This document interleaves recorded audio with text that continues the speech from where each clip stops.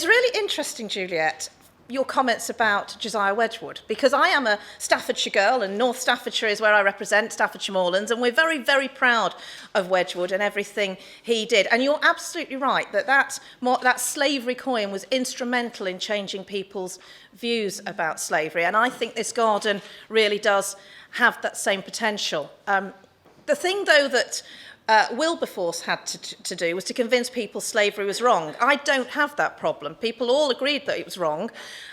What they didn't quite believe is that it was happening, and it was happening here. And I have to thank the Centre for Social Justice, which I thanked at the UN a few weeks ago, but I will thank again for actually having done that report a few years ago, which really did open up people's views of this and made us recognise that slavery is happening here in Britain. We estimate at the Home Office that there's between 10 and 13,000 victims of slavery here in the UK, which may sound a very small number compared to 35, 36 million globally, but I think it's something we should be all acutely aware of and embarrassed about, that we have slavery going on. And it happens everywhere, including in North Staffordshire, where we've recently just had a very successful police operation, found some victims of slavery.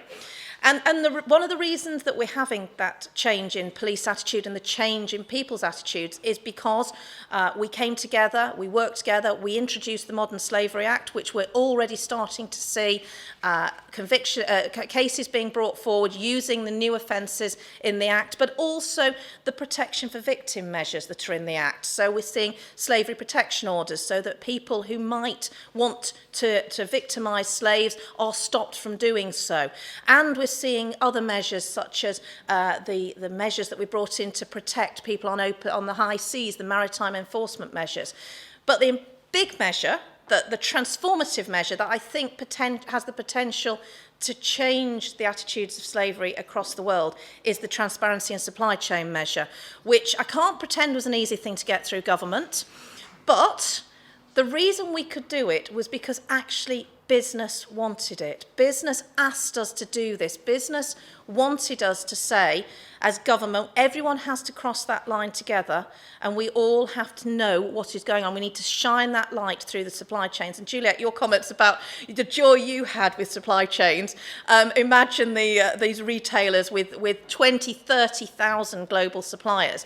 But we all should support them and encourage them, because if we can raise awareness, if as consumers we can decide not to buy from businesses that don't take slavery seriously, and I'm making sure the Home Office is doing this as well, and across government, we make sure that where we purchase goods from, that there is a responsible and sensible attitude to slavery, and that when slavery is found, business doesn't run away from it, but actually takes action and deals with it, then I think we have the opportunity here to actually change the world, not just the 10 to 13,000 victims here in Britain, but the 35, 36 million victims there are around the world. So thank you very much. It's a fantastic garden. I'm looking forward to seeing it immensely in the flesh. Enjoy the rest of your evening. I do apologise I can't be with you, but thank you. It's events like this that really do help us to make the difference and to help those victims, which is what we all should remember. Thank you.